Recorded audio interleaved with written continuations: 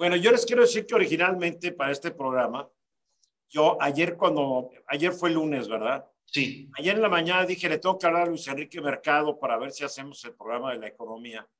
Pero desafortunadamente, ya lo saben, Luis Enrique se nos adelantó y el COVID acabó con él, sucumbió ante el COVID 17 días después que su hermana Susi muriera también de COVID. Pero no es porque sean ustedes platos de segunda mesa, pero tengo que ser sinceros y tengo que... tú sabes mi relación que yo tenía con Luis Enrique Ramsés, ya 25 años trabajando juntos. Y así es la vida. Pero como ayer decían que porque había muerto Luis Enrique no íbamos a hacer programa, yo les dije que en el oficio mío, el show siempre debe continuar. ¿No? Y si un día me pega a mí el COVID y también me tiene que llevar, pues mi programa tendrá que seguir con los que estén ahí. Así es la vida. Murió mi suegro el día 3 de diciembre, falleció. Y murió uno de mis mejores amigos hace 3 días exactamente. ¿También de COVID, Toño? También de COVID, sí, los dos han muerto de COVID. Murió una tía, hermana de mi mamá también, hace mes y medio. Muchos amigos cercanos han sucumbido al COVID y la verdad es que mi esposa ahorita está en una situación bastante nerviosa por esta situación, obviamente, hacia conmigo. De hecho, viene, por ejemplo, la persona que nos viene a dejar el súper y no salgas, y no, por favor, y caray, o sea, está empezando a caer en la paranoia. De hecho, fue con el doctor, le dijo, mira, es ansiedad, es normal, y ya le dio hasta algunas pastillas para tranquilizarla, porque sí está bastante nerviosa mi esposa, porque a este amigo que acaba de fallecer, imagínate, a la esposa se le murió el papá en mayo, no de COVID, de un infarto. Luego la mamá en septiembre de COVID y ahora el esposo de COVID y ella está con COVID con 2 niños, Eduardo. Ramsés. Igual Luz María también tiene COVID, no pudo estar con Luis Enrique cuando murió. Pero mira, la paranoia o la psicosis o como la quieras llamar, la preocupación de tu esposa, es muy normal y es muy natural porque un descuido, cualquier descuido, y no sabes. Yo ahorita leía una nota en CNN de una pareja, 60 años casados. Se habían cuidado perfectamente bien. Fueron a casa de su hijo, quien también se había cuidado perfectamente bien. Llegó la hija que se había hecho un examen y había salido negativa y se había cuidado perfectamente bien. ¿Y qué sucedió? Que la hija a los 5 días de haber estado con sus papás se enferma de COVID porque le salió un falso negativo. Pues la pareja de 60 años de casados, muere ella y muere él con unos días de diferencia. Él ya totalmente sedado, nunca supo que murió su esposa y se habían cuidado. O sea, sí hay que ser cuidadosos. Si te llevan el súper, tampoco es para que esté el pánico, ¿verdad? Tomar tus precauciones. Si la persona que trae el súper no tiene su cubrebocas, pues es que se lo vaya y se lo ponga o te pones el tuyo. Si metes las cosas a tu casa, ya sabemos que en la superficie que te traiga el súper y en los empaques, ahí no hay grandes riesgos. El riesgo fundamental es que el COVID viaje de una persona hacia ti. Pero de todas maneras, tú agarras los paquetes, desempacas, guardas, te vas y te lavas las manos. Pero yo entiendo la posición de tu esposa porque yo creo que todos de repente caemos en ella. De repente estamos preocupados y qué tal si me descuido y qué tal si esto, qué tal. Pero bueno, mañana con mi hermana vamos a estar hablando en este programa. Ya le dije, vamos a tener que hablar un poco del COVID. Me dice, no, ya estoy harta del COVID. ¿Saben qué tiene harto a mi hermana, que es doctora? La bola de pacientes mentirosos. La bola de pacientes mentirosos que llegan, no hemos salido. De hecho, después de unas preguntas se ve que han salido y que han sido estúpidamente irresponsables. Digo, porque todavía hay gente que no cree que esto existe. Y depende mucho del individuo, su sistema inmunológico. No todos tienen la misma fuerza para poder combatir el virus. Sí, pero pero no quieres averiguar si tienes ese sistema, ¿eh? Sí, ¿no? No, yo no. Digo, a ver, voy a averiguar, me voy a ir al baile y averiguar si tengo un buen Sí, estoy sistema. fuerte. No, aquí en Tabasco estamos esperando por lo que pasó los días anteriores, como a principios de enero que empiece un poquito más de gente que empiece a tener el COVID. Sí. Ay, ay, ay, qué cosas. Bueno, hablemos de economía. El tema es porque alguien dice, ¿cuál es el tema principal? Francisco JS. 2 veces lo manda, qué esperado eres, Francisco. El tema, ahí aparece arriba, Diálogo Nocturno, la economía en 2020 y 2021. Queremos hacer como que un resumen de cómo estuvo ya y cómo va a concluir la economía este año y qué esperamos para la economía el año entrante, porque no hay que olvidar que el presidente López Obrador ha dicho que ya el año que entra vamos a estar en los niveles prepandémicos, lo cual en mi humilde y muy informada opinión es totalmente falso. A ver, ¿cómo concluimos el año? ¿Cómo vamos a acabar el año desde el punto de vista económico, mi querido Ramsés? Bueno, en 2020 desde el punto de vista económico lo vamos a tener y lo vamos a ligar con los datos del INEGI. 34,000 personas de octubre a noviembre pasaron a la desocupación. En la parte del consumo de combustibles también disminuyó la demanda y esto es un indicio de que vamos nosotros a cerrar con una economía contraída y con un trimestre muy difícil del inicio del 2021. Lo complicado es que hoy en día muchas de las personas que tenían trabajo en octubre, a partir de noviembre y diciembre ya no tienen. Muchas empresas que tenían contratos ya fueron cancelados en diciembre y muchos van a iniciar sin contratos, sin empleo, sin dinero y a la expensa de lo que pueda suceder todavía con esta pandemia que todavía no sabemos. El problema no radica principalmente en qué se va a hacer. La pregunta es, ¿cuál es el plan que se va a hacer para poder, no el 2021, sino del 2022 en adelante, qué vamos a hacer? Porque ahorita todo el mundo se va a polarizar en el siguiente año en cuanto a las elecciones en la Cámara de Diputados. Ese es mi problema, porque en México tenemos un gran problema, es cada cambio de sexenio o cada cambio de la Cámara de Diputados se pierden entre 6 a 8 meses en la economía del país. Y esto ya es preocupante. Lo estoy viendo ahorita al cierre del mes de diciembre, con lo del dato del INEGI, con el aumento del déficit que tenemos hoy, que estamos importando una mayor cantidad de productos, con la falta de inversión que se está viendo en la inversión extranjera directa, con un presupuesto que todavía no sabemos cómo se va a aplicar, porque este 2020 no vamos a ver muchas áreas subejercidas. Y la pregunta es, ¿de dónde va a salir el dinero para que podamos tener mayor cantidad de empleos como nos han dicho que vamos a tenerlo? Mucha gente dice que en el 2020 se incrementaron los empleos, pero revisando datos del INEGI, se aumentaron, sí, pero el problema es que se aumentaron ganando menos. Bueno, y otra cosa, no hay que olvidar que el presidente López Obrador prometió que se iban a generar 2 millones de empleos antes de que terminara el año. ¿No se acuerdan de esa promesa? Sí, claro. Sí. ¿Cómo la ves tú, Toño? Mira, yo quisiera complementar por ahí lo que estaba diciendo Ramsés con 3 elementos económicos muy importantes del ciclo económico. Primero, siempre en diciembre, siempre, es una regla y esto es a nivel mundial, siempre en diciembre hay una gran cantidad de despidos. Se da porque el sector servicios ya no ocupa gente tradicionalmente la mitad de este mes y México trae un promedio de despidos de 400,000 trabajos en el mes de diciembre. Este año el número de despidos fue de 232,000 en lo que va del mes de diciembre, o sea, sin terminar el mes de diciembre, la primera quincena, fueron 232,000, más o menos en línea con lo que siempre traemos. Mi preocupación no va con la parte del ciclo económico, que pase la pandemia o no pase la pandemia, se está dando prácticamente igual, sino es que ya viene el acumulado. Hay 2 partes del mercado laboral que yo estudio mucho, que son los sueldos y salarios y el mercado informal. En el mercado informal se han recuperado, tú sabes, se perdieron 1,082,000 empresas de acuerdo al INEGI. De esos empleos, de esas empresas se recuperaron alrededor de 600,000. El problema es que de esas 600,000 oficialmente que se recuperaron, alrededor de 200,000 son en el sector informal o con alguna característica de informalidad.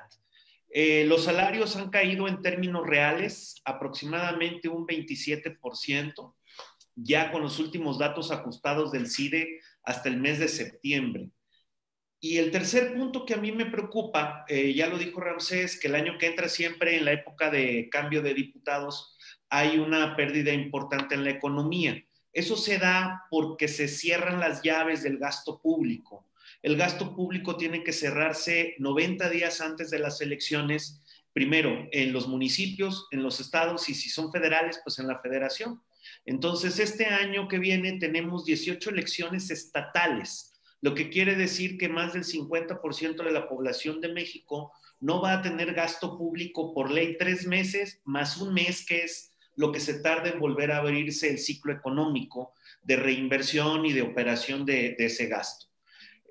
Nosotros en el centro de estudios que yo dirijo, traemos un crecimiento estimado. De hecho, para este año, yo desde enero les había dicho que invariablemente sin la pandemia íbamos a andar en un decrecimiento del menos 2%. Entonces, sin la pandemia, iba a ser una continuación de la recesión que empezó en el último trimestre del año pasado. Así es. Entonces, obviamente, yo siempre me he sostenido desde marzo que inició la pandemia que íbamos a caer 9% y primero me decían loco, luego me decían, ¿estás seguro? Y ahorita me dicen qué razón tenías. Porque por ahí... Claro, el Banco de México está diciendo que vamos a perder 9,5%. Sí, por ahí vamos. Mira, yo creo que vamos a estar sobre el 10 y pico, pero bueno, 1%, un punto porcentual más o menos ya está saliendo. Ya da lo mismo, porque bueno, pues no sé si sepas tú, hay una regla dentro del sistema económico, de los ciclos económicos que hizo Schumpeter, que decía que cualquier pérdida después del 9% ya no es importante para la economía, porque después del 9% lo importante es cómo se cambia la estructura económica del sistema completo. ¿Qué es lo que pasa? ¿Qué es lo que hemos visto? La destrucción de la pequeña empresa, la destrucción del mercado formal junto con la caída de los salarios. ¿Qué es lo que está pasando? Oye, sí se han recuperado trabajos, sí, pero en el sector informal y con sueldos menores, los formales. Los sueldos formales están cayendo en promedio 27%. Y lo estamos viendo aquí en Saltillo. Saltillo es la segunda ciudad que se está recuperando más rápido después de Ciudad Juárez, que es la primera, ¿verdad? En términos de trabajo, ahorita traemos un déficit laboral de 15,000 empleos en la región, porque como ustedes saben, la industria automotriz en Estados Unidos no se detuvo. Entonces, los paros técnicos que tradicionalmente se hacían las últimas 3 semanas de diciembre, este año no se hicieron. Entonces, la economía está trabajando a un ritmo acelerado. Ahora, ligándolo con el COVID. Ciudad Juárez, que tiene unos niveles de inseguridad y altas tasas de homicidio, al mismo tiempo tiene una economía que está creciendo. Es que la parte, precisamente, todos los fenómenos que estamos viendo por ejemplo, el crimen no va a lugares pobres, el crimen va donde hay dinero. Entonces, donde florece la economía, se enraiza el crimen si no hay seguridad. Claro. Y luego, en el caso del COVID, ahorita, Eduardo, lo que estamos haciendo es, estamos trabajando en las correlaciones, actividad económica, número de contagio, y el número de contagios de COVID, y el modelo que traemos nos indica que hay una correlación del 83% entre actividad económica y casos de COVID. A ver, explícanos eso para que lo entendamos bien. Perfecto. A mayor actividad económica, mayor contagio. ¿Por qué? Porque te obligas a salir, porque tienes que seguir trabajando, porque tienes que seguir haciendo cosas. ¿Por qué el estado de Campeche fue el primero que salió de la parte del semáforo rojo y entró a verde? Porque es el estado con la mayor contracción económica doble hoy por hoy. Es el único estado de todo el país que tiene contracción petrolera más contracción del sistema comercial y lo poquito de manufactura que tiene relacionado al petróleo y de servicios. Y el turismo también para afuera. Turismo no hay, entonces prácticamente por eso en Campeche no hay semáforo rojo, está en verde, está caída la economía. Esa reducción económica genera precisamente esos desbalances que tenemos desgraciadamente el día de hoy y que tenemos que trabajarlos. Interesante esa manera de analizar la economía con los números. Tu mero mole, Ramsés. Sí, y lo que hay que comentar, por ejemplo, en Tabasco lo que tenemos es un incremento del 10% de la desocupación, cuando teníamos un 7%. Ahorita los datos del INEGI ya es del 10%. Esto significa que va a ir aumentando gradualmente, tomando los datos de Toño que está comentándonos hoy en día. Como vamos a tener una mayor cantidad de contagios, va a ser más complicado que la gente pueda regresar a sus trabajos, puede estar en los trabajos, o cuál es el futuro de estos trabajos. Y esto, por ejemplo, el acumulado de enero a noviembre de los datos del INEGI dicen que se han perdido 1.910.000 personas han estado en la desocupación. Es decir, estamos teniendo alrededor de 9 meses, 9 por 2, entre 150 a 200.000 personas están perdiendo su empleo por mes a partir del mes de enero. Y esto hay que entenderlo bien y dejarlo bien claro, porque una economía no se basa en las buenas intenciones. Una economía se basa en los hechos, y en los hechos se basa en cómo estás administrando que fluya el dinero.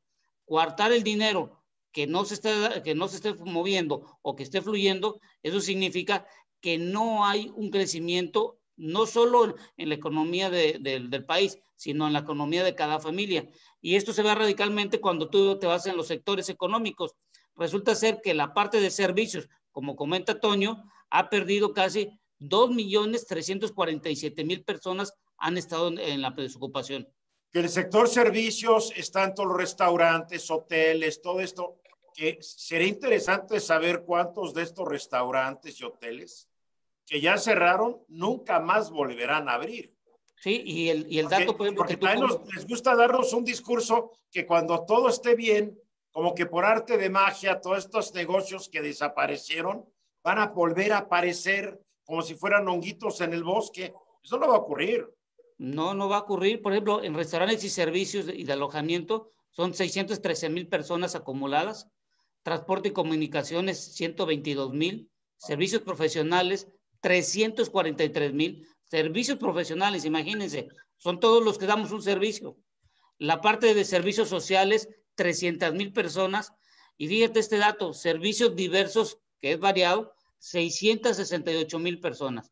Esto significa que donde las personas dan un servicio al negocio, ya no están teniendo esa calidad de poder hacer negocios. Y si no hay negocios en el país, ¿a qué servicios van a darle al negocio?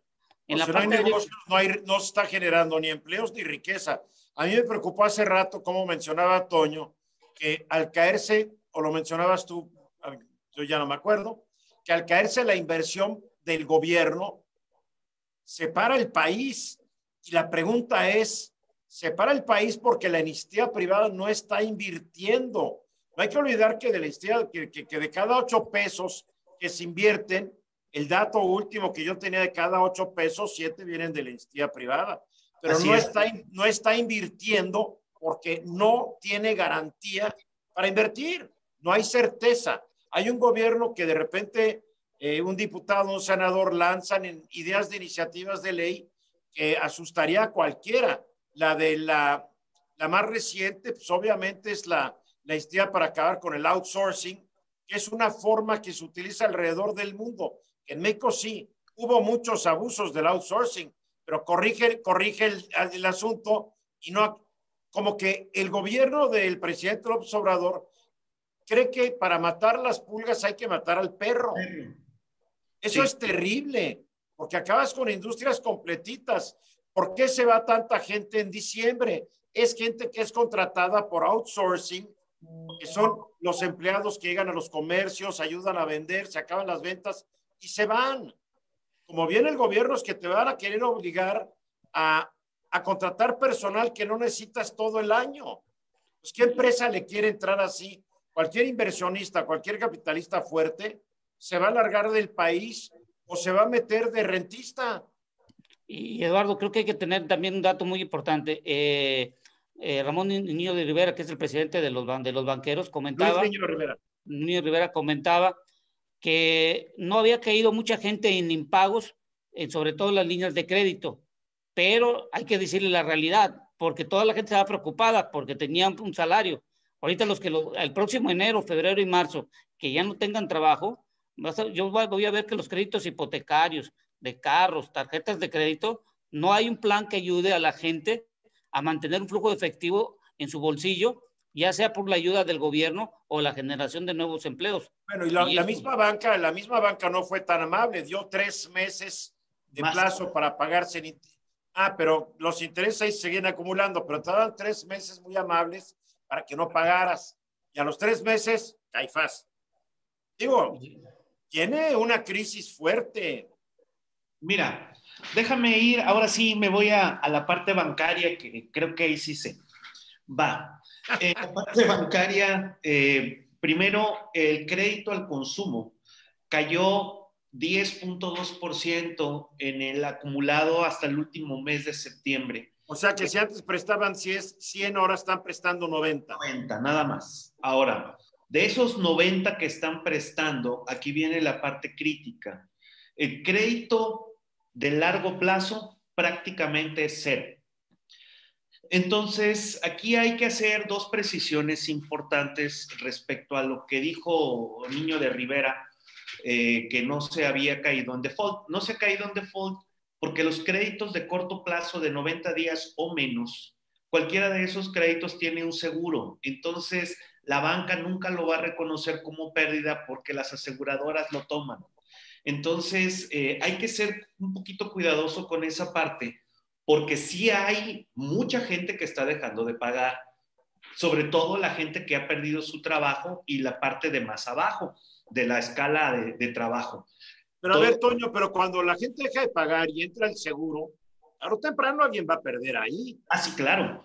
Precisamente por eso traemos tasas de interés tan altas. O sea, los demás que seguimos pagando todo lo demás, el costo de los que no pagan. Sí. Porque de hecho, siempre que ustedes tengan un crédito, hasta una tarjeta de crédito, si ustedes leen el contrato contempla que una parte de los intereses cubre precisamente un seguro y un reaseguro sobre el monto de un default en los siguientes 90 días.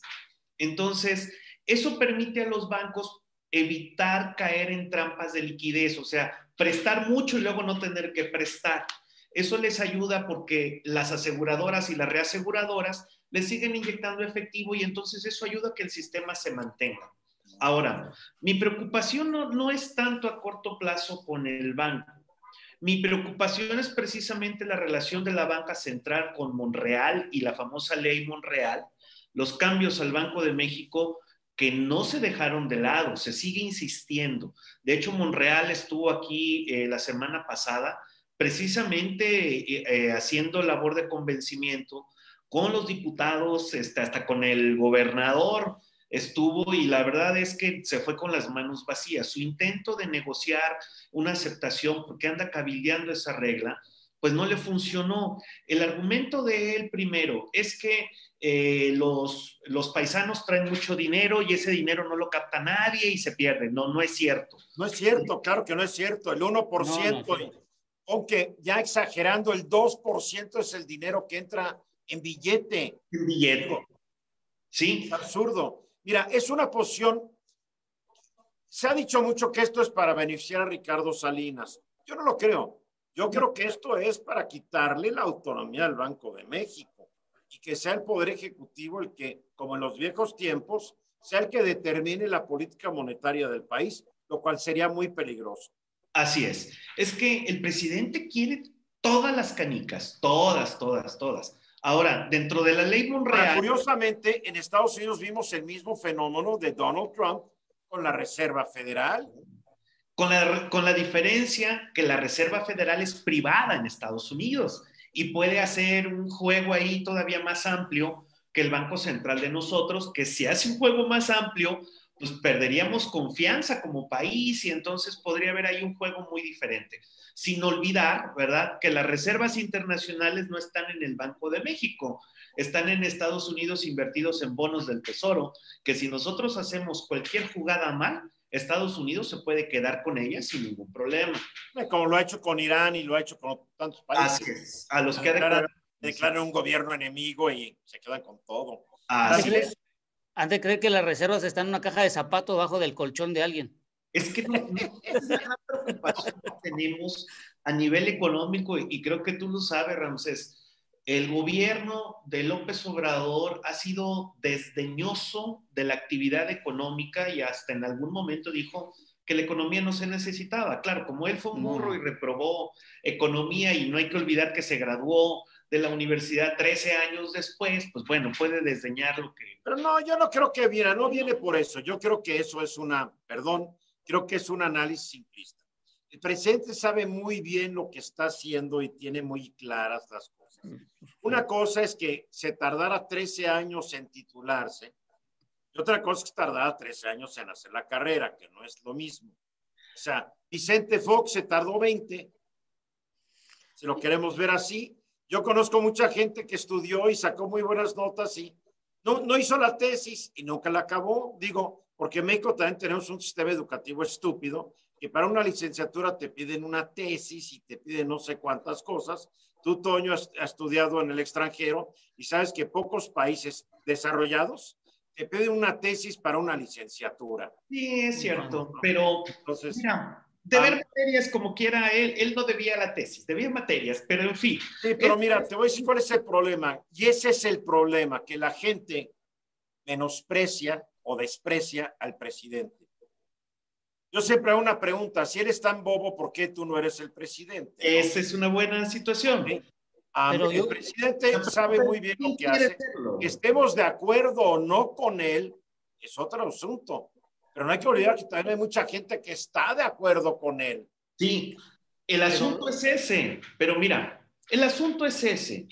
Al final, tú puedes emitir una opinión. Yo te lo digo. Efectos prácticos, porque como profesor te lo digo, Eduardo, y aquí sí, efectos prácticos tenía que haber llegado a un final. No lo llegó. Punto. Ah, que llegó a ser presidente. Qué bueno, esas fueron sus intenciones y le costó mucho. Y la pregunta también es eso, porque mucha gente, hay que recordarlo, no es que haya votado porque lo quería, pedía un cambio. Y ese cambio... Mira, ahí yo creo que sí lo querían, ¿eh? Pero Eduardo, a ver, lo que yo le... Es el primer líder social que ha surgido en este país en décadas. Porque Toño, perdóname, Ernesto Zedillo tenía un doctorado de Yale y fue un imbécil. Por favor, la forma en que arruinó al país en su primera quincena, por favor, con su doctorado de Yale.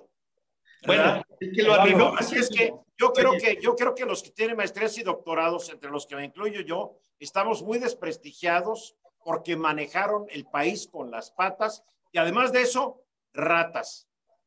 Eduardo, si me permiten... Si me permiten, a ver, en México estamos acostumbrados a que nos den puros placebos. Y placebos para que nos agraden. O sea, estás hablando que nos den atole con el dedo. Atole con el dedo. Y eso es lo que nos dan un atole para el dedo, para la economía, para todo. O sea, ya debemos de dejar de pensar en eso. Ya ha sido siempre, no es este gobierno, han sido todos. Entonces, ahorita el dinero ya tiene un límite y el límite este 2020 ya fue demostrado. ¿Qué quiere decir? Que si no tienes dinero para reaccionar en forma rápida ante cualquier circunstancia fuera de lo normal que tú planeaste, no vas a poder sostener un crecimiento económico o una contracción que sea de menor cantidad o te pueda recuperar. En México todavía seguimos pensando que la recaudación de los impuestos para el año 2021 va a haber un crecimiento, cosa que no va a ser así. Va a ser más contraída todavía y hay una alta incertidumbre en el gasto en el siguiente año del país. ¿Y esto qué significa? Al haber una alta incertidumbre, pues va a haber una poca certeza de que los presupuestos puedan llegar. Como comenta Antonio, van a venir 4 meses en donde ciertos presupuestos no van a llegar porque tienes que parar ciertos programas para que no los vayan a utilizar como apoyos políticos para las votaciones. Porque ahí tenemos una ley electoral idiota que aprobaron el PAN, el PRI y el PRD y vean lo que armaron, ¿eh? Y ahorita, por ejemplo, lo que más preocupante es que yo sé que tenemos la parte del COVID y todas las enfermedades que estamos viendo, pero lo que está sucediendo es que en otros países se han preocupado mucho por la gente económicamente activa. En México no se están preocupando por la gente económicamente activa, sino que se están preocupando en el discurso, no en la forma de cómo puedes tú ayudar a la gente que en un corto plazo pueda regresar a trabajar. con las mejores condiciones de salud y todo lo que pueda determinar. Yo lo veo mucho por ejemplo, en las noticias, en información y todo lo demás. En México, la informalidad, puestos, changarros y todo lo demás, hoy en día en la calle está circulando la economía y la gente se está saliendo hoy en día a vender cosas. Pero la pregunta es, las empresas que están invirtiendo, quieren invertir en nuestro país, va a haber otro fenómeno en el 2021, que si no hay una certeza en las condiciones de salud de sus empleados, tampoco van a querer invertir. Entonces la pregunta es, ¿cuánto dinero estás disponible a tener en el futuro bajo un plan que te dé crecimiento no del 2021, sino de largo plazo? Porque en México todavía seguimos pensando que cuando termine el 2024 alguien va a tener una continuidad y ese alguien, ¿qué tal si tiene otra posición? Y dice, todo lo que hicieron los anteriores, vamos a borrarlo como lo hacemos todos los sexenios y va algo nuevo. Y otra vez a 6 meses a pelear. Entonces, esa es la pregunta que yo debo ya de decirnos en este país es, pongámonos ya de acuerdo cuál es el rumbo real que necesita el país. Ay, mi querido Ramsés, no nos hemos puesto de acuerdo desde la fundación de la República en 1821. No nos hemos puesto de acuerdo. Y seguimos siendo, y por eso somos un país dividido, un país polarizado y cada día más, porque no nos hemos, o sea, no hay un proyecto de nación. Es la triste realidad. Y lo voy a cerrar con un comentario porque la conclusión que yo he llegado es que realmente somos unos hipócritas de placebos. ¿Y por qué hipócritas de placebos? Porque decimos, vamos a desarrollar la economía en nuestro país, vamos a crecer, pero si te das cuenta en la balanza, ¿cuántas cosas no estamos importando? ¿Qué significa cuando tú importas? Es que alguien no lo está produciendo, alguien no lo está haciendo en forma local y lo que le estamos diciendo al mundo es, ven acá, porque yo no puedo hacer todo lo que necesita. Pero no hay país que pueda hacer todo. Todos los países dependen de importar muchos productos. Pero debe de ser un balance en el sentido de que productos que ya pasaron un tiempo, tú los puedas hacer. No que todo el tiempo lo tengas que hacer tú, lo tengas que importar. Bueno, ese es un tema para discutir. Ahí podría yo tener podría tener mis serias divergencias contigo, es un buen tema. Pero, a ver, 2021, como lo estoy escuchando a ustedes dos, pinta del diablo. Sí. De hecho, ya me están asustando. Mira, debes de preocuparte. Es más, te voy a decir cuáles deben de ser o cuáles son las 3 grandes preocupaciones ahorita de nosotros en términos económicos, con gente que nos hemos juntado por ahí. Número 1, la parte más baja de la escala laboral va a seguir sufriendo despidos porque viene la sustitución, viene la robótica, no la inteligencia artificial. Viene una robotización muy fuerte de las diferentes empresas internacionales.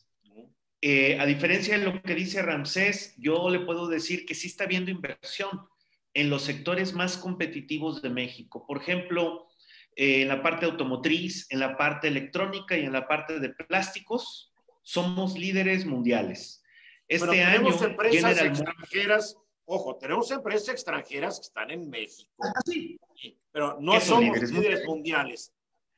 En mano de obra sí, en productividad sí, Eduardo, ahí sí. Ahí sí tengo que hacer la precisión y hacia allá voy. No estoy hablando de las empresas, sino de la mano de obra.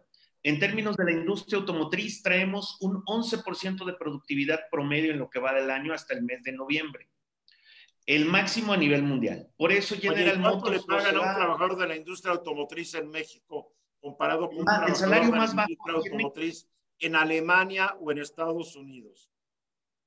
Bueno, vamos a suponer que sea 7 veces la diferencia, pero aquí el salario en México más bajo, por la ley no se te olvide, del Tratado de Libre Comercio, tenemos que pagar en promedio $7 la hora, que no es en promedio de toda la fábrica, pero la parte más baja del sector automotriz está ganando en este momento 7,100 pesos. Es una miseria, visto fríamente es una miseria. Sí. Porque 7,100 pesos no te da para vivir cómodamente, educar bien a tus hijos, entretener a tus hijos e irte de viaje. Pero ahí está el problema precisamente de outsourcing. Mucho de esta gente, tú lo sabes, acá en el norte, el golpe del outsourcing va a ser durísimo. Se ha abusado del esquema, lo sabemos, precisamente acá es uno de los lugares donde la gente gana poco y el intermediario se queda con mucho.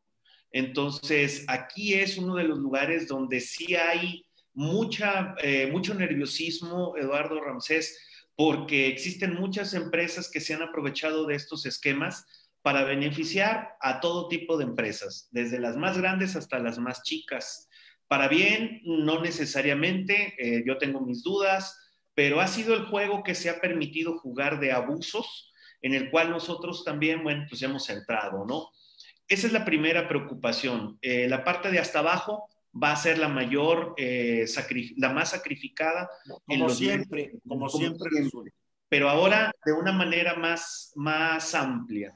Oye, y el TEMEC, Alejandro Gómez Caro dice, el TEMEC fomentará la inversión por el incremento de demanda y proyectos de inversión detonarán que la economía crezca.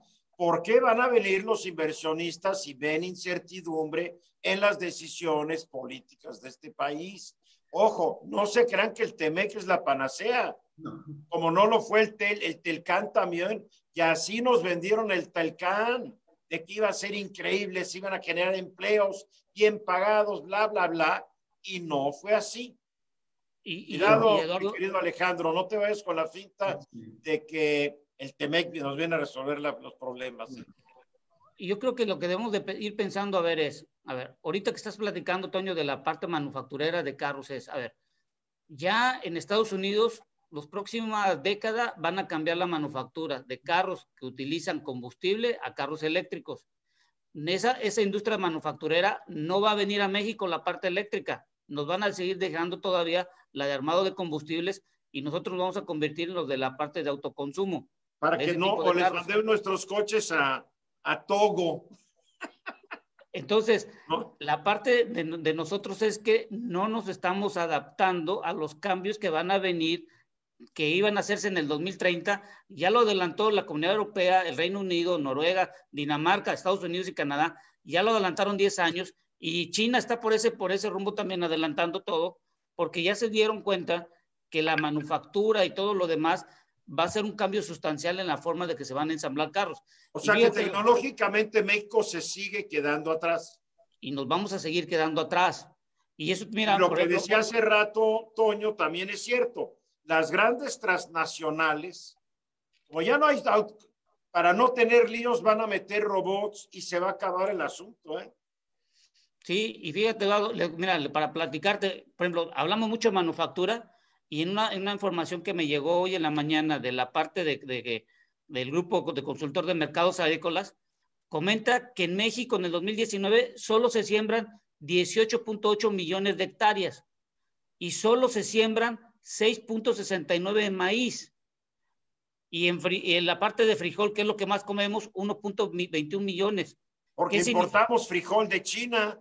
Y el maíz y todo lo demás, cuando tenemos tierra rica, significa que no le estamos nosotros apostando a la parte de alimentación, que va a ser la parte fundamental. Hoy en día, ¿qué empresario le va a apostar al agro mexicano, mi querido Ramsés, que invaden la tierra? Mira, yo una anécdota. Yo conocí a un empresario que iba a cultivar lavanda en México. Lavanda. ¿Por qué? Porque es un ingrediente fundamental de la industria perfumera. Y se importan las esencias de lavanda de Europa, de no sé dónde. Dijo, se consiguió un terreno fabuloso por la zona de Valle de Bravo y a sembrar lavanda. Al año le invadieron la tierra. Fíjate, y ¿sabes quién lo defendió de la invasión? Nadie. ¿Quién va a invertir en el agro mexicano si el agro siempre ha sido moneda de cambio para los intereses políticos de los líderes y caciques? Tú ahí los tienes bastante en Tabasco y me imagino que los tienen también en Coahuila, Toño. O sea, sí. El agro mexicano, por eso no sale. Sí, y ahorita, por ejemplo, yo me quedé sorprendido porque resulta ser que la producción en 2019, uno pensaría que es el maíz y resulta ser que el primer lugar es la caña de azúcar con 59 millones de toneladas de producción y el maíz es el cuarto lugar con 27 millones de producción. ¿Qué significa ¿Para qué esto? tanta caña, eh? ¿Estamos haciendo mucho ron o qué? Pues acuérdate la parte de azúcar y todo eso, que Pero no somos lo que un menos país muy tenemos que dulce. estar tragando azúcar en este país, caray. Somos un país dulce. Mira, Gabriel O'Farrill, fíjate, dice, Ford pondrá una planta para armado el Mustang Mach en el norte de México. Sí, pero va a estar altamente robotizada esa planta. Vas a llegar y vas a ver un trabajador que va a estar saludando a los robots, echándoles aceitito en los engranes. Es lo único. Va a ser la planta más automatizada de América Latina y no va a tener más de 200 empleados esa planta. Cuando una planta anteriormente podría tener 2,000 o hasta 10,000. Sí. Pero se ha caído, el número de empleados en fábricas automotrices porque casi ya todo está en manos de la robótica, ¿no? A ver, pronósticos para el año que entra. A ver, vamos a los pronósticos. Órale. Producto Interno Bruto, ahí te va. El pronóstico. A ver, y Ramsés va a decir si está de acuerdo o no, porque aquí se trata de un mano a mano. Oye, y vamos apuntándolo para retomarlo hacia el final del año que viene. Pero apúntalo, porque yo no tengo pluma aquí. Sí, queda grabado. Queda grabado. Queda grabado. Va. Producto Interno Bruto, crecimiento de 1.8. ¿Ok? Tipo de cambio. O sea, no va a ser el que 4.3 que dijo el Banco de... Hacienda había dicho 4.6, Fondo Monetario Internacional y todos los demás 3.6, lo acaban de ajustar a 3.2. De hecho, tú sabes que siempre va el ajuste.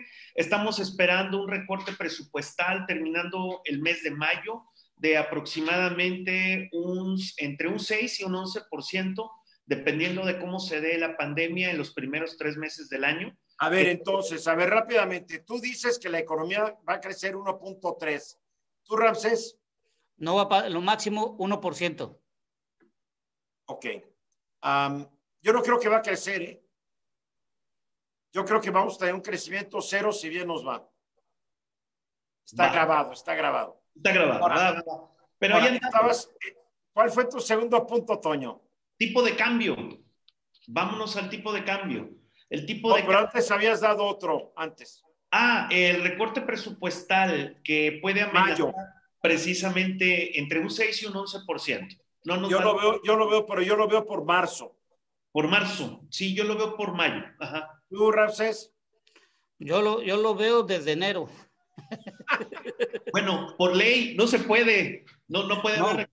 No, por ley no se pueden hacer ajustes presupuestales antes del primer trimestre, tendría que ser el 1 de abril.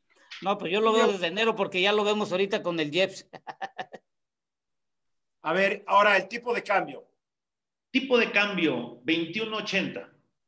Ahora, el tipo de cambio depende mucho de lo que pase con la economía de Estados Unidos y la política monetaria que tenga Estados Unidos.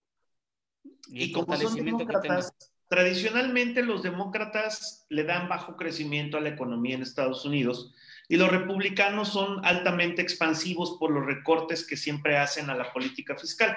Como tenemos demócrata en primer año de gobierno, tradicionalmente Estados Unidos crece alrededor del 0.8 al 1.2, tradicionalmente. Demócrata va a tener que hacer algo para que crezca más rápido debido a la crisis en que están. Yo no sé si demócrata Biden va a actuar como sus antecesores demócratas, porque además acuérdate que trae mucha presión de los populistas del Partido Democrático, que también lo pueden obligar a buscar formas de inyectarle más a la economía para crecer más rápido. Sí, eso sí. Ahí habría que ver. Yo 21.80. Bueno, yo lo voy a dejar en 22.5, porque tiene que hacerse, Estados Unidos se tiene que mover rápido y ser agresivo y arriesgar más de lo que pudiera arriesgar a partir del año 2021. ¿Por qué? Porque si Biden solo tiene 4 años y se quiere hacer una reelección para continuar otros 4, tienen que ser agresivos los 2 primeros años. ¿Por qué? Porque estamos viendo en una comunidad europea que está cambiando la forma de invertir. Estamos viendo China que está siendo cada día más agresivo, está teniendo un crecimiento económico que posiblemente esté por arriba de 4 puntos. y Estados Unidos tiene que moverse, y el tipo de cambio, como bien lo comentas, Eduardo, depende mucho de la fortaleza del dólar en las interacciones que se realicen a nivel mundial. No hay que olvidar que Biden llega a la presidencia a los 78 años. Sí, es muy poco probable que él busque la reelección, pero él tiene que actuar pensando en varias cosas, lo cual obviamente va a afectar la economía de ellos y la nuestra. Biden tiene que pensar, número uno, en cómo no perder su mayoría en la Cámara de Representantes a las elecciones que vendrán dentro de 2 años, el 2022.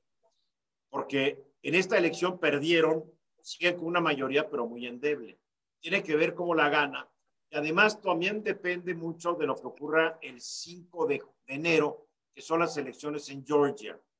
Si en esas elecciones los demócratas ganan esas dos, la Cámara de Senadores va a quedar dividida entre 50 y 50 y el voto decisivo lo va a tener que dar siempre la vicepresidenta Kamala Harris.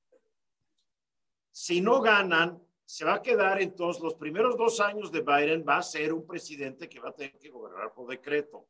Va a tener que ver de qué manera expande la economía y genera bienestar, porque tiene que ver de qué manera en la elección de 2022 le da la vuelta a la Cámara de Senadores. O sea, es que la política está muy amarrada a tantas decisiones económicas.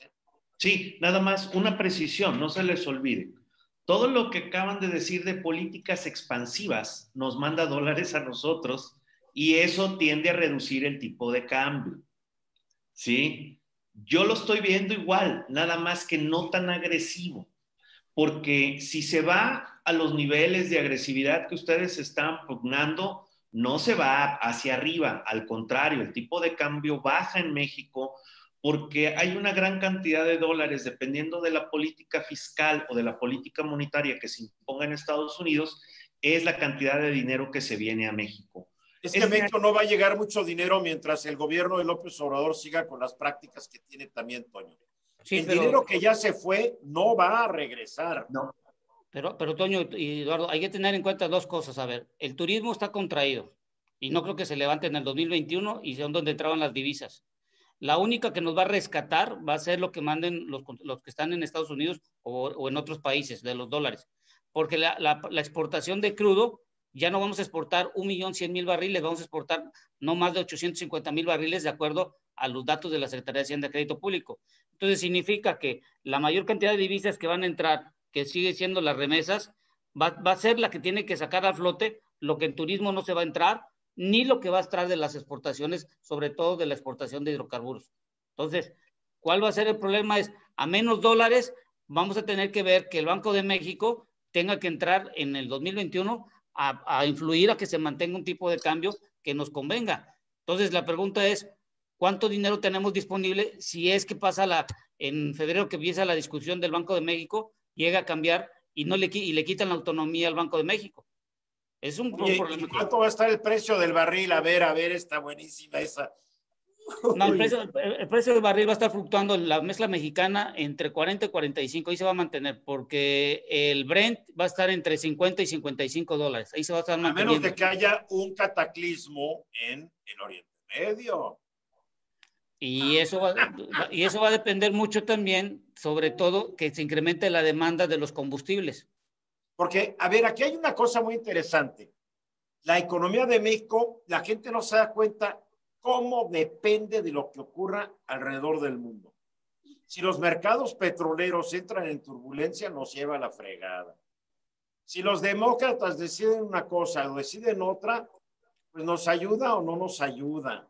Si la Unión Europea pasan ciertas cosas, también nos afecta. Ya hay un acuerdo del Brexit, pero mientras ese acuerdo se concreta, va a haber mucha turbulencia en Europa y en el Reino Unido. O sea, sí estamos como, ¿dónde quedó la soberanía, caray? Mira, desde que entramos al juego de la globalización, el esquema o el concepto de soberanía pasó a segundo plano. Es más, los tratados, pues, nos quitan soberanía, ¿no? Y mira, hablando precisamente de nuestros pronósticos, estoy aquí en la tabla resumen de los criterios generales de política económica que dio Hacienda para este año, ¿no? Dice, estimado para el 2021, Producto Interno Bruto 4.6. Ciencia ficción. Ciencia ficción. Esos pronósticos los escribió el escritor de ciencia ficción Ray Bradbury. No, lo corrijo, se llaman placebos. Sí, ese atole con el dedo para que la gente crea que vamos a crecer el 4.3 y esto ya no vamos, no se puede. No, inflación están dando 3%, yo consideraría sobre el 3.8. 3% no lo alcanzamos, no podemos. Yo creo que nos vamos a quedar sobre un 4%. ¿Tú, Ramsés? Sí, yo igual sobre un 4%. Sí, por ahí. Tipo de cambio nominal al cierre del año, Hacienda trae 21.9. Qué optimistas. A ver, ¿sí? nomás para una cosa de la inflación. A ver, la inflación hay que tener cuidado este viernes. Hay que checar en el diario oficial de la Federación si la Secretaría de Hacienda, Crédito Público o el día jueves va a dar estímulos a los precios del combustible con el nuevo impuesto del IEPS. ¿Por qué? Porque el impuesto a la gasolina ahorita es de 4.95 y en enero ya se pronostica el nuevo impuesto va a estar en 5.14, o sea, 16 centavos de más. Si no se da estímulo, esos 16 centavos van a impactar directamente al precio del combustible y por ende ya vamos a tener una inflación. Si no hay un estímulo. Nada más quería recalcar eso. Bueno, yo te diría que no, yo ahí no estoy de acuerdo porque en los combustibles, acuérdate que para las empresas es 100% deducible. Entonces, yo cuando he sido director así financiero en algunas empresas, lo primero que les digo es despreocúpense de eso, esto se lo regreso al gobierno. Sí, pero los de a pie no, los de a pie no, que es donde circula el dinero. Sí, pero no, bueno, no. El mecanismo de los combustibles, los grandes consumidores son las empresas. Pero la canasta básica, como calcula la inflación, ¿de dónde proviene? De las compras que hacemos los de a pie, del tomate, de todo lo demás, y eso cuesta para que llegue. Y si sube el combustible, el transportista te va a subir. No, hemos visto los aumentos y no viene por ahí la inflación. Además, eso ya no es inflación, son ajustes de precios, Ramsés. Entonces, acuérdate que tenemos que diferenciar procesos inflacionarios de ajustes de precios para que no se confunda, que no son fenómenos económicos muy diferentes. Bueno, el ajuste de precio, ¿verdad? Es el mecanismo bajo el cual el dinero, como cualquier producto, tiene depreciación. La inflación es un mecanismo descompensatorio. Ya no te estoy entendiendo, mi querido Toño. Estás dando clases. Dando clases. La gente no quiere. Inflación igual a escasez. Va, directo. Inflación igual a escasez. Claro. La parte que tiene que ver con ajuste de precios es, tengo que cambiar los precios porque en ese sentido había 1000 vasos, ya nada más quedan 99 y entonces la máquina que yo necesito tengo que reemplazarla y forzosamente se deprecia. Entonces tengo que hacer cambios. Entonces hablamos que ajuste de precios es igual a cambios o sustitución y en el caso de la inflación hablamos de escasez. Así. Entonces, bajo estas condiciones, en términos económicos, de hecho, por eso se descompone la inflación en dos partes, la subyacente y la no subyacente. La no subyacente es la que carga los combustibles y la energía y se mide obviamente aparte precisamente por esas variaciones. En términos de la gente de a pie, no se toma para la canasta básica de manera directa el precio de los combustibles por su 100% de deducibilidad. Entonces, aquí, por ejemplo, la cuestión... ya no estamos yendo a otro tipo de... Va, siguiente. Calma. Tasa de interés, que esta es la... Ya yo les entendí, caray. Oye, ya nos fuimos a la parte muy técnica. No, caray, sí. Lo que decíamos de Luis Enrique Mercado, que podía hablar de algo complicado y parecía fácil. Va, muy bien. Siguiente, la tasa de interés, que esa es la que nos preocupa a todos. A ver. La tasa de interés, hay quienes llegan a dar tasas de interés del Banco de México de otra vez hasta del 7% por la contracción primero de todo lo que viene a ser la actividad económica y el aumento de riesgo. Mucha gente pregunta, oye, ¿por qué si el Banco de México ha bajado las tasas y el dinero cuesta menos, por qué las tarjetas de crédito siguen aumentando? Porque ha aumentado las tasas de impago y las tasas de riesgo están subiendo de manera terrible. Los que somos formales pagamos la morosidad de los que no pagan. De los que no pagan.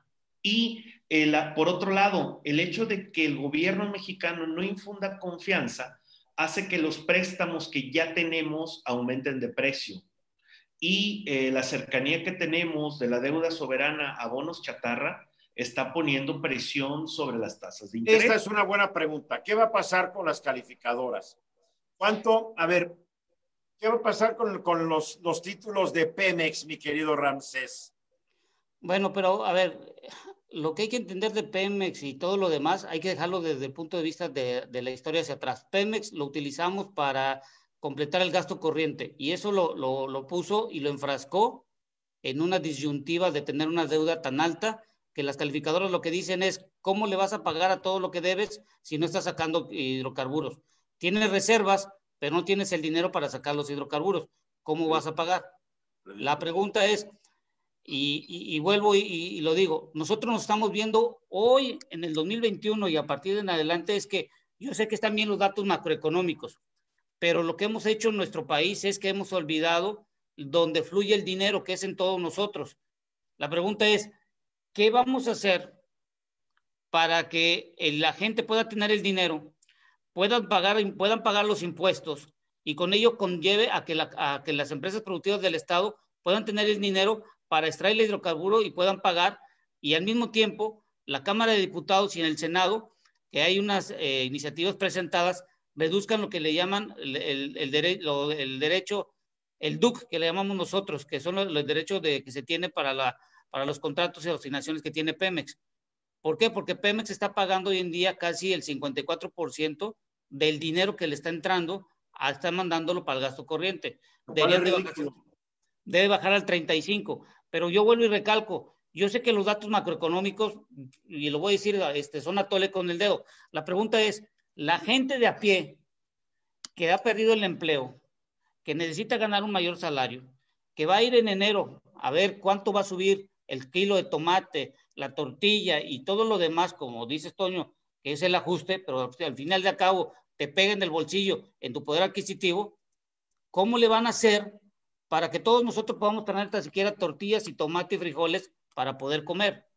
Yo sé que no hay que olvidar que ya de acuerdo al INCO, si no me falla la memoria, 40.5% de los mexicanos ya no tienen dinero para la canasta básica de alimentos.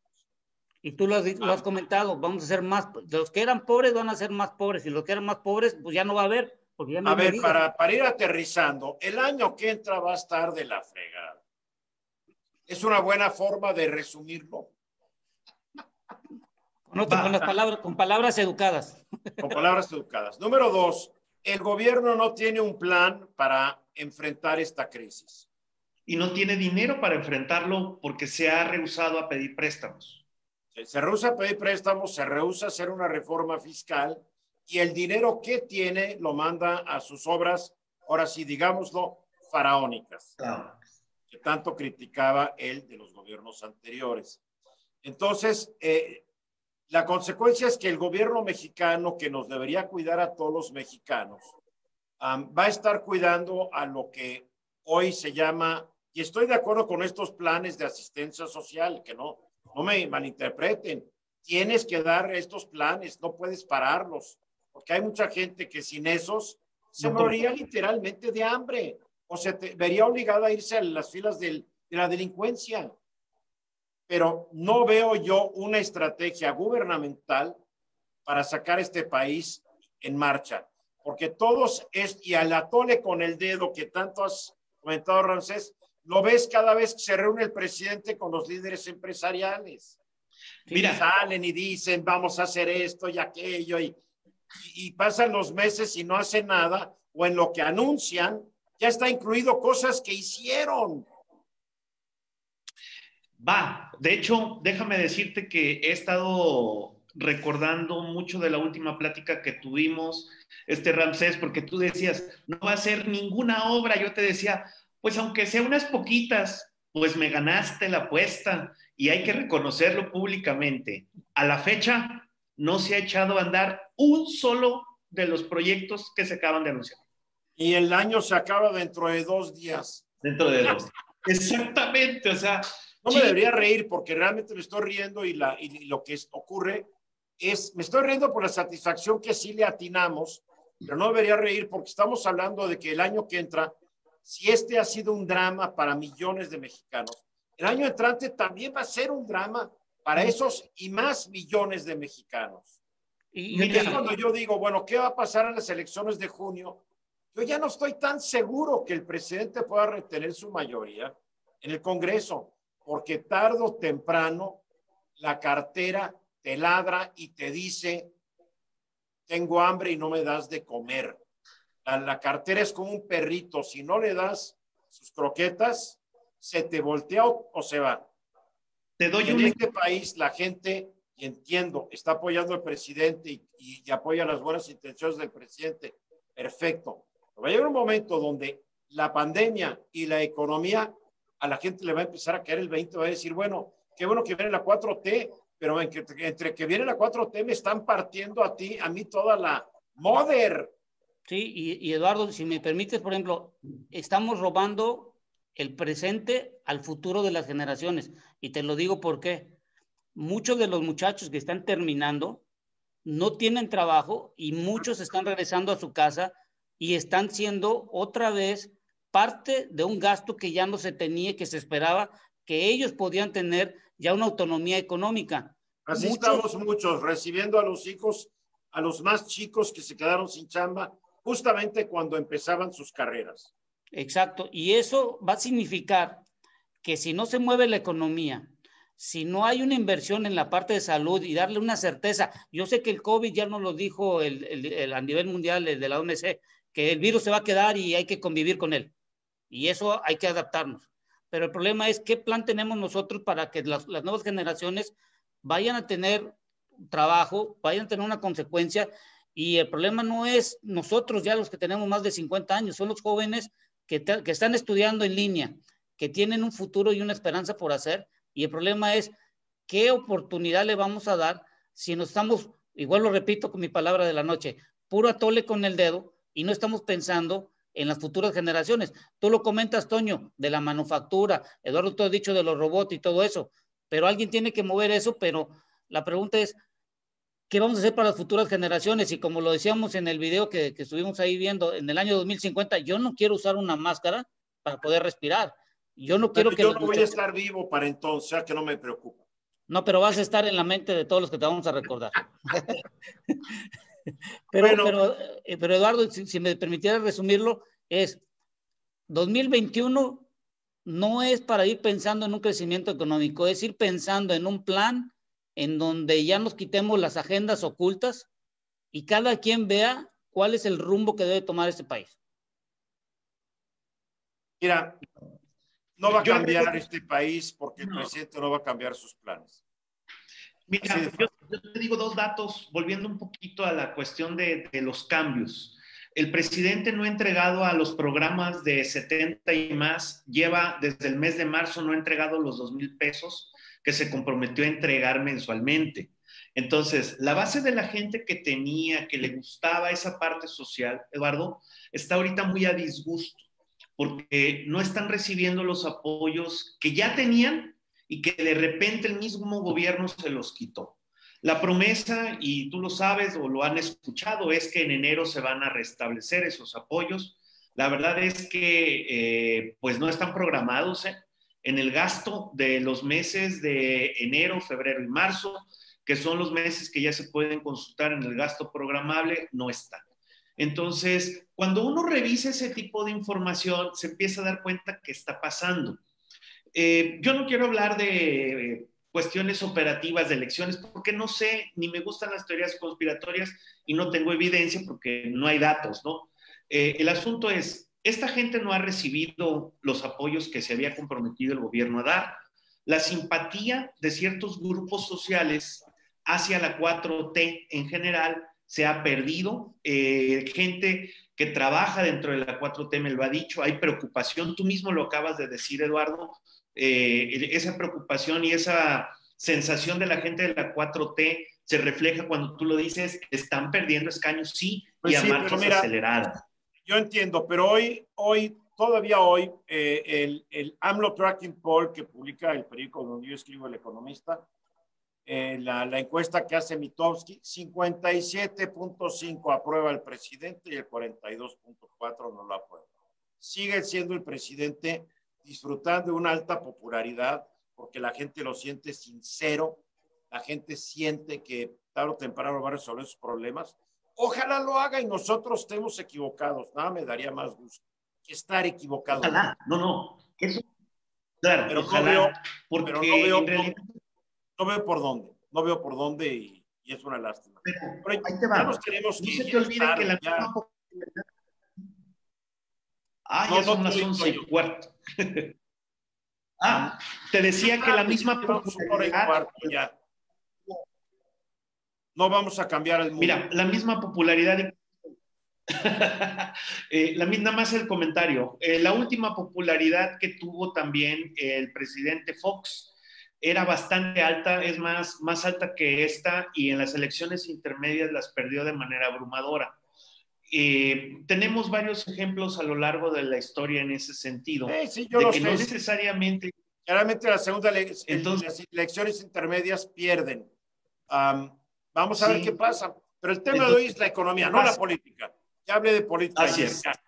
Pero ya, vamos a dormir. Mi querido Ramsés Pech, mil gracias como siempre. Gracias, Eduardo. Y nada más para el 2021, no les deseo, no me gusta dar deseos para el 2021. Me gustaría más que la misión que tienen para el 2021 se concrete en hechos.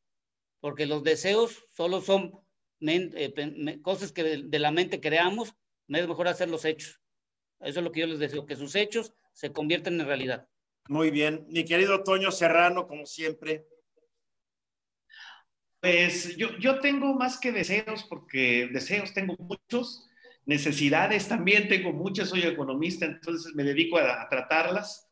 Entonces yo más bien tengo un dicho para el siguiente año, y espero que ese dicho nos ayude a sobrellevar las cosas, que es, al final, hay que trabajar sin pensar en lo que los demás nos puedan decir, hacer o proporcionar, porque el trabajo nos dará la oportunidad de ir en el rumbo deseado. Bien, alguien me preguntó sobre los libros. No, ya no estoy regalando libros en lo que queda del año. Ya, por favor, denme chance. Ya regalé como 1,050 libros en septiembre. En enero regresamos a los libros. Lo que pasa es que mis libros están en la Ciudad de México y yo estoy aquí. Tendré que viajar a la Ciudad de México para armar varios lotecitos de libros y entonces regresaremos. Pero caray, yo creía que no estaba viendo este programa por el placer de vernos, no por unos libros. ¿Qué pasa, caray, por favor? Ay, Dios, no, yo entiendo. Rosario Legorreta y los libros. No, tienes razón, ya mal acostumbré a la gente, pero esto se cura rápido. No hay libros, punto, ya.